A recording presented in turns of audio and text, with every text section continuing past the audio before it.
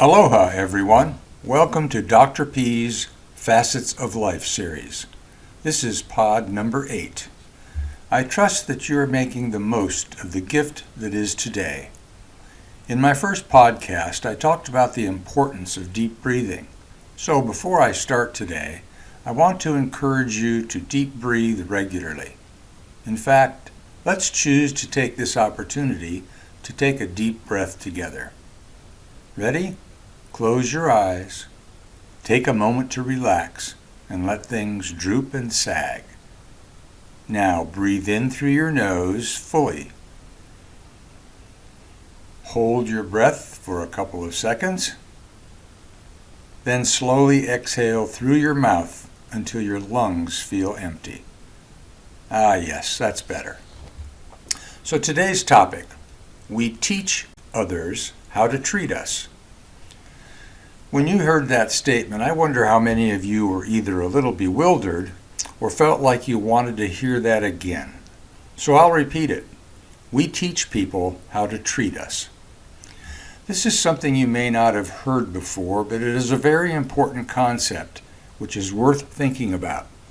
It can have a profound effect on the state of many of our relationships. You know, just about everything in our lives involves relationships.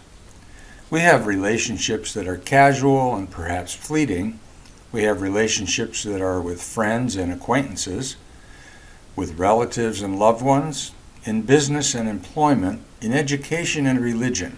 Goodness, we have what should be a great relationship with ourselves. If you don't have a great relationship with yourself, then you have a problem. And I need to do a podcast on that topic ASAP. So please let me know if that's the case for any of you. Okay, so back to the teaching others thing. I'm constantly hearing about people's troubled relationships in all of the areas I mentioned earlier. One of the major problems I hear about is situations where an individual feels taken advantage of, put upon, disrespected, not given a voice, and even being abused in some way.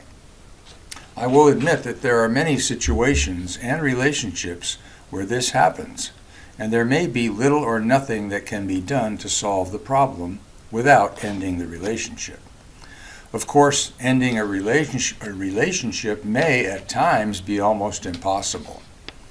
But in the majority of cases that I hear about, the way to change things boils down to boundaries. Establishing boundaries in relationships really is about information and education. Yes, education. We teach or educate people about how to treat us when we allow them to cross our stated or unstated boundaries.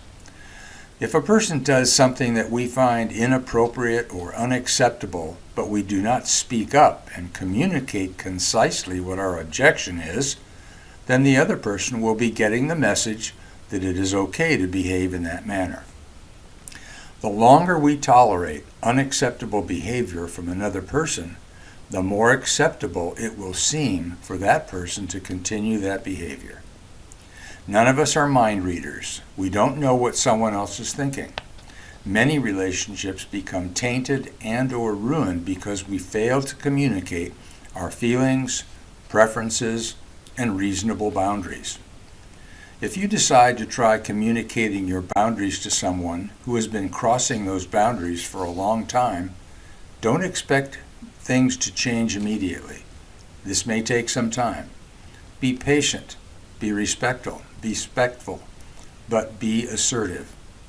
Teach the other person how to treat you. Enjoy your day, everyone. Please email me if you would like a particular topic addressed. Remember that gratitude is always the best attitude. This is Dr. P saying aloha.